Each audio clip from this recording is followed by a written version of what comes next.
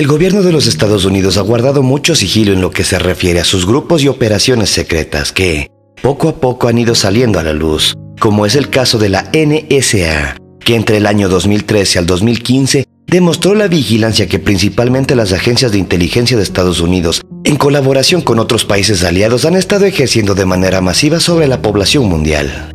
Información que salió a la luz gracias al excontratista de la CIA y la NSA, Edward Snowden, quien copió y posteriormente filtró miles de documentos clasificados como de alto secreto, mientras trabajaba para la voz Allen Hamilton, uno de los mayores contratistas militares y de inteligencia del gobierno de los Estados Unidos. Con igual importancia, pero mucho menos difundido, es el grupo del que vamos a hablar. El presente video es un remake de uno de los videos con los que empecé el canal, y en él hablábamos de la existencia de un supuesto comité secreto conformado por científicos, líderes militares y oficiales de gobierno, que fue creado en el año 1947 bajo la dirección del presidente estadounidense Harry Truman para la investigación del fenómeno OVNI. Prepárate muy bien porque en esta ocasión te presento nombre clave: Operación Majestic 12. Bienvenidos. La existencia del Majestic 12 ha sido negada por parte del gobierno de los Estados Unidos, que insiste en que los documentos que sugieren su existencia son falsos. De hecho, el FBI investigó los documentos y concluyó que eran falsificaciones. Incluso las opiniones de muchos de los investigadores del fenómeno OVNI y los entusiastas están divididas. Hay quienes argumentan que los documentos son auténticos y apoyan la teoría conspirativa, indicando que el FBI, al parecer el gobierno, no admitiría la autenticidad de los documentos si las órdenes presidenciales le indican adulterar copias para presentarlas como falsificaciones, mientras que otros sostienen que son falsos, indicando que se aprecian errores en cuanto a su forma y cronología. A partir del año 1947 comienza la conspiración del Majestic 12, y casualmente en ese año se empezó a notar el aumento significativo en el número de avistamientos de objetos voladores no identificados, como la flota de ovnis avistada por el piloto Kenneth Arnold en el Monte Rainier en Washington. El coronel Philip Corso confirmó en el libro El día después de Roswell que el gobierno de los Estados Unidos encontró un ovni accidentado en Roswell, Nuevo México, en el año 1947, y posteriormente la información fue ratificada en la página web del FBI en la sección de fenómenos inexplicables. Al accidente de Roswell se lo ha vinculado también con un experimento de viaje en el tiempo, como se ha hecho mención en varios videos de mi canal, y que está vinculado con el proyecto Montauk, en el que los aliens regresivos han viajado a este plano temporal para la implantación de un nuevo orden mundial. El 23 de mayo del año 1989, el exagente de la NSA y de la Inteligencia Naval de los Estados Unidos, William Milton Cooper, reveló un documento estremecedor titulado El Gobierno Secreto, Fuente, Naturaleza y Fines del MJ-12, en el que dice que el mundo está controlado por un gobierno secreto y criminal que contactó en el año 1947 con extraterrestres, o entidades demoníacas que se hicieron pasar por extraterrestres tras accidentes y recuperación de ovnis en Estados Unidos. Muchos agentes, exespías y trabajadores en bases secretas han confirmado las increíbles declaraciones de Cooper, como es el caso de Philip Schneider o Thomas Castello. Los tres y una lista de miles de personas han sido asesinadas por informar al mundo del secreto mejor guardado de la historia. En diciembre del año 1984, Jaime Shandera, un productor cinematográfico de Hollywood y ufólogo, recibió por correo un paquete y en su interior solo había un rollo de película en blanco y negro de 35 milímetros sin revelar. No iba acompañado de ninguna carta ni tenía remitente, solo había una pista que indicaba su origen: Nuevo México. Al revelar la película vio que contenía negativos de lo que parecía ser un informe del 18 de noviembre del año 1952, dirigido al presidente electo Dwight Eisenhower. En la primera página había una advertencia: este es un documento de alto secreto, solo para lectura, que contiene información clasificada esencial para la seguridad nacional de los Estados Unidos. En la segunda página había una lista de 12 influyentes científicos, jefes militares y consejeros de información de Estados Unidos.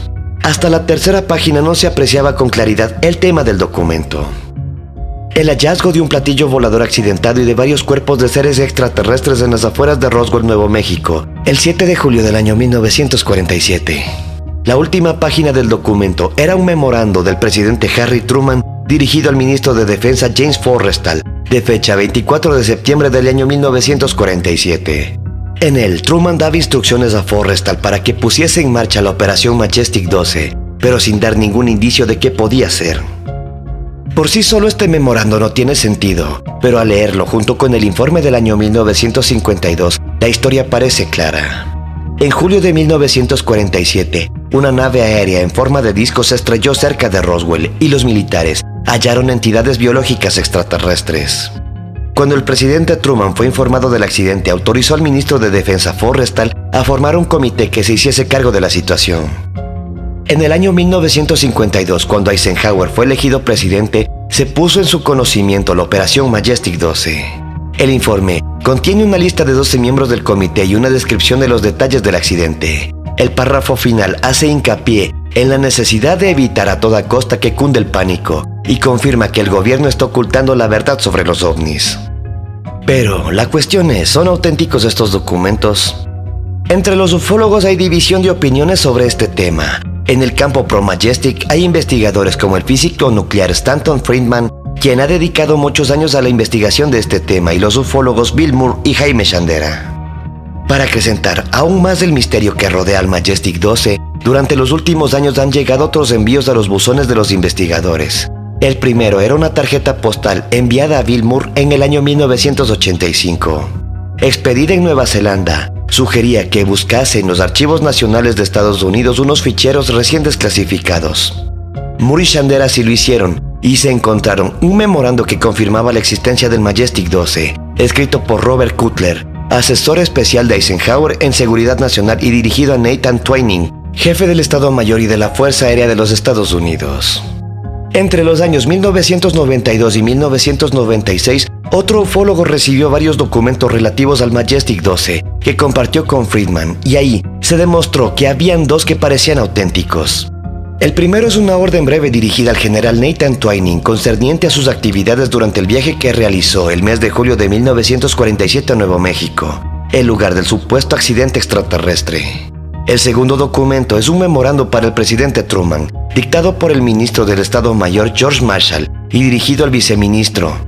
Si bien en el papel no se menciona directamente al Majestic 12, el encabezamiento es Magic EO 092447MJ-12.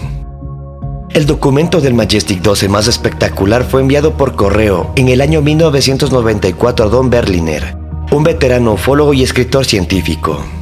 El anónimo rollo de película contenía 23 páginas de un manual de operaciones del Grupo Especial Majestic 12, datado en abril del año 1954. Era un detallado manual de instrucciones titulado Entidades y Tecnología Extraterrestre, Recuperación y Destrucción. Como la mayoría de los documentos del Majestic 12 están sobre película, no es posible analizar el papel ni la tinta originales, pero existen muchos detalles objetivos que pueden comprobarse, como las cualificaciones de los 12 miembros del comité, las fechas de las reuniones, el estilo de documentos similares y la validez de las firmas. Claramente el Majestic 12 era un grupo muy selecto.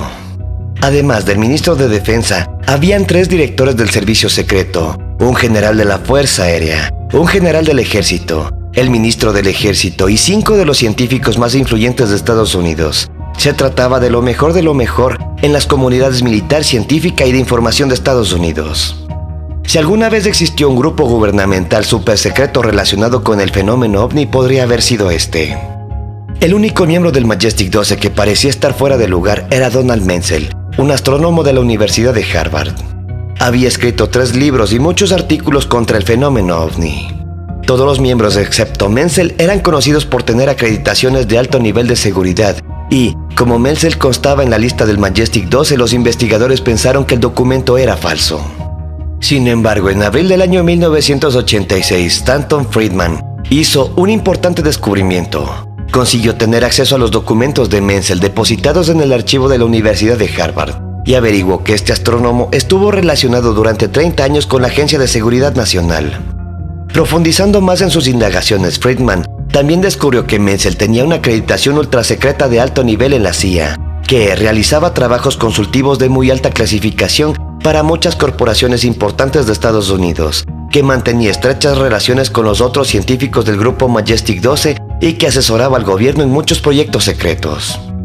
Por tanto, parecía que Menzel tenía la cualificación necesaria para estar en el Majestic 12. Además, hizo varios viajes a Nuevo México durante el año 1947 y 1948, a cargo del gobierno. ¿Podrían tener alguna relación con el accidente del 47 en Nuevo México? Los otros miembros del grupo también fueron investigados. Todos habían trabajado en proyectos de alto secreto. Habían formado parte de varios comités de investigación y desarrollo y ninguno de ellos se encontraba con vida para ser interrogado sobre sus actividades. Pero sus idas y venidas podían conocerse por muchas fuentes, como registros de llamadas telefónicas, correspondencia, actas de reuniones y otros documentos guardados en las bibliotecas presidenciales y en la de la División de Manuscritos del Congreso. La referencia más antigua a Majestic está en un memorando supuestamente enviado por Truman a su ministro de Defensa, James Forrestal. El comunicado en el que se menciona al consejero científico del presidente, Vannevar Bush, que tenía la fecha 24 de septiembre de 1947. Este fue el único día entre mayo y diciembre en el que Truman se reunió con Bush. Para hablar de Majestic 12 hay que hablar también sobre William Cooper, exmiembro de la Fuerza Aérea de los Estados Unidos, exmiembro de la Armada, sirvió como soldado en la Guerra de Vietnam, se hizo acreedor a la Medalla al Mérito Naval, formó parte de la inteligencia naval y es allí donde tuvo acceso a los documentos que exponen varios artículos relacionados con el fenómeno OVNI. Según Cooper, entre enero de 1947 y diciembre de 1952, no menos de 16 artefactos espaciales se estrellaron o tuvieron que realizar un aterrizaje de emergencia. En conjunto, los accidentes dejaron como saldo 65 cuerpos de seres extraterrestres muertos y solo un superviviente, mismo que fue rápidamente ocultado. Otra nave explotó y de ella no quedó prácticamente nada. De estos acontecimientos, incluido el de la nave espacial que explotó, 13 tuvieron lugar en el interior de los Estados Unidos, 1 en Arizona, 11 en Nuevo México y 1 en Nevada. 3 casos se produjeron en otros países, 1 en Noruega y los otros 2 en México. Las observaciones de ovnis eran tan numerosas que los medios disponibles para examinarlos y evaluarlos de forma seria quedaron insuficientes. En el año 1953, al menos otros 10 discos voladores se estrellaron y fueron ocultados. 4 de estos 10 siniestros tuvieron lugar en Arizona, 2 en Texas, 1 en Nuevo México, 1 en Luisiana, 1 en Montana y 1 en África del Sur, sin mencionar el aumento significativo en las observaciones de objetos voladores no identificados en el cielo. Una nave espacial fue descubierta el 13 de febrero de 1948 en los alrededores de Aztec, Nuevo México. Otra se encontró el 25 de marzo de 1948 en Hart Canyon, cerca de Aztec. Medía 33 metros de diámetro. En total, 17 cadáveres de extraterrestres fueron retirados de estas 2 naves y por supuesto ocultados. Pero peor aún, fue el hallazgo en el interior de una de estas naves de una gran cantidad de restos humanos. El ministro de Defensa James Forrestal se enfrentó a esta conspiración del silencio. Era muy idealista y religioso. Era partidario del derecho a la información. Cuando planteó el problema de los extraterrestres y pretendió comentarlo con los dirigentes del partido y del Congreso, el presidente Truman le advirtió que no llevara a cabo esto, pero Forrestal insistió en su tentativa percatándose de que era vigilado. Muchos de aquellos que desconocían la verdadera trama de los hechos por él relatados lo tildaban de paranoico.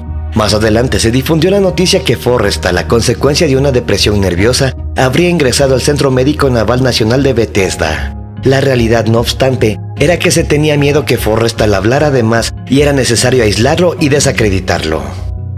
A una hora temprana del día 22 de mayo del año 1949, agentes de la CIA irrumpieron en la habitación de Forrestal, en el Centro Médico Naval Nacional de Bethesda, y lo siguiente que se supo de él fue que se había quitado la vida. De esta manera, James Forrestal se convirtió en una de las primeras víctimas de esta gran conspiración. El extraterrestre que sobrevivió al accidente de Roswell fue nombrado EVE. Este nombre fue propuesto por el Dr. Vannevar Bush y eran las siglas de Extraterrestrial Biological Entity, en español, Entidad Biológica Extraterrestre. EVE mostraba una propensión a la mentira y si le preguntaban algo que no quería contestar, simplemente guardaba silencio. No obstante, durante su segundo año de cautiverio, empezó a colaborar y las informaciones que facilitó fueron sorprendentes. La compilación de sus revelaciones forma la base de lo que más tarde se llamaría el Libro Amarillo. Bill English y William Cooper mencionaron: durante nuestra actividad en el grupo Grudge 13, hemos podido ver fotografías de EVE, al igual que otro grupo selecto de personas también lo hizo varios años después. Hacia el final del año 1951, EVE enfermó. El cuerpo médico no era capaz de determinar la causa de su enfermedad. No se disponía de ninguna experiencia sobre la cual basarse. Las funciones corporales de EVE se basaban en la clorofila, ya que transformaba el alimento en energía de una forma similar a las plantas.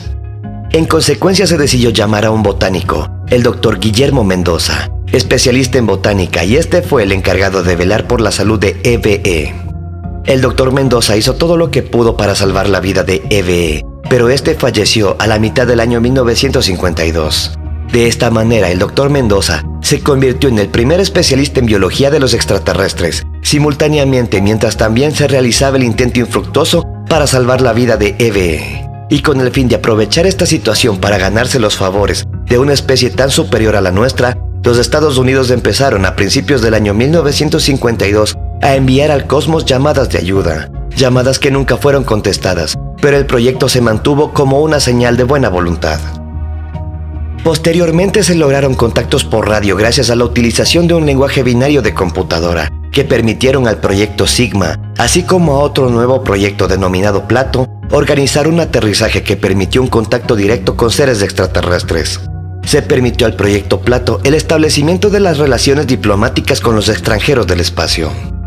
En el año 1953, astrónomos descubrieron objetos en el espacio que se acercaban a la Tierra. Se creyó en un principio que se trataban de asteroides, pero posteriormente en las observaciones se concluyó que se trataba en realidad de naves espaciales. Fue entonces que el proyecto Sigma logra captar emisiones de radio de seres extraterrestres. Cuando las naves alcanzaron la Tierra, se situaron en la órbita del Ecuador. Había una gran cantidad de naves enormes y sus intenciones eran desconocidas. En ese mismo periodo, otra raza de seres extraterrestres había hecho contacto con el gobierno de los Estados Unidos, presumiblemente extraterrestres pleiadianos. Estos se encontraban en desacuerdo con los seres extraterrestres que se encontraban en sentido amenazante orbitando la Tierra y propusieron ayudar a la humanidad en el desarrollo espiritual del planeta Tierra. Pero como condición preliminar ellos pidieron el desmantelamiento y destrucción de todas las armas nucleares. Se negaron a un intercambio de tecnología argumentando la falta de madurez espiritual y la incapacidad de manejar las tecnologías disponibles por la raza humana. Ellos dijeron que los humanos usarían las nuevas tecnologías para destruirse los unos a los otros. Explicaron que la humanidad está en camino de la autodestrucción y que es necesario parar las guerras y conflictos, de contaminar la Tierra, destruir sus recursos naturales y aprender a vivir en armonía. Estas condiciones fueron consideradas con extrema desconfianza, particularmente la exigencia principal del desarme nuclear. Se estimó que aceptar estas condiciones volvería totalmente vulnerable al planeta Tierra frente a una eventual amenaza extraterrestre. No se tenía ninguna referencia de una situación similar en la historia de la humanidad que hubiera podido ayudar en este caso. El desarme nuclear se consideró finalmente contrario a los intereses de los Estados Unidos y se rechazó la oferta. Durante el año 1954, la raza de los extraterrestres de color gris y nariz gruesa, aquellos que sus naves habían orbitado la Tierra, aterrizaron en la base aérea de Holloman. Se estableció un principio de acuerdo. Esta raza se identificó como procedente de un planeta de un sistema de una estrella roja en la constelación de Orión, que nosotros conocemos como Betelgeuse. Afirmaron que su planeta se extinguía y que no podían vivir allí durante mucho tiempo más. Posteriormente hubo un segundo aterrizaje, esta vez en la base aérea de Edwards. Este acontecimiento histórico había sido previamente preparado y los detalles del acuerdo previstos con anterioridad fueron ratificados. El presidente Eisenhower anunció que iba a pasar un fin de semana de descanso en Palm Springs, y al día previsto se lo llevó al lugar del encuentro. Se dio como pretexto a la prensa que la salida del presidente era porque debía visitar al dentista. El presidente Eisenhower se reunió con los extraterrestres y se firmó un acuerdo formal entre la nación extraterrestre y los Estados Unidos de América. Se recibió entonces al primer diplomático extraterrestre del universo. Tuvo como título Excelentísimo Señor Plenipotenciario KRLL. Hay que tomar en cuenta que la bandera de los extraterrestres se llama la trilateral, misma que aparece en sus naves y en sus uniformes, y de este símbolo hicimos mención en mi video, Base Alienígena de Dulce, Nuevo México. Si gustas, en la descripción del video dejaré un link para que puedas mirarlo. El supuesto acuerdo suscrito preveía que los extraterrestres no se inmiscuirían en nuestros asuntos y que nosotros haríamos lo mismo con ellos. Deberíamos mantener en secreto su presencia en la Tierra. Nos harían beneficiarios de su tecnología y nos ayudarían en nuestro desarrollo científico. además de no poder firmar ningún otro acuerdo con ninguna otra nación terrestre. A cambio se les autorizó a abducir personas en un número e intervalos limitados con fines de investigación médica y estudio de nuestro desarrollo, con la condición de que las personas no resultaran dañadas y fueran devueltas al mismo lugar de la abducción. Trato que no fue respetado, como fue evidenciado en mis videos sobre la base alienígena de Dulce y la intervención militar. Las bases reservadas a los extraterrestres fueron construidas bajo las reservas indias que se encontraban en un cuadrado situado entre Utah, Colorado, Nuevo México y Arizona. Otra base fue construida en Nevada, en el sector denominado S4, aproximadamente 7 millas al sur de la frontera oeste de Groom Lake, Área 51. Todos los terrenos utilizados por los seres extraterrestres, así como el personal allí destinado, son hasta hoy en día controlados exclusivamente por el Ministerio de la Marina. A pesar de que los trabajos se iniciaron de inmediato, la construcción no avanzó realmente hasta el año 1957, fecha en que los fondos asignados a los proyectos aumentaron considerablemente.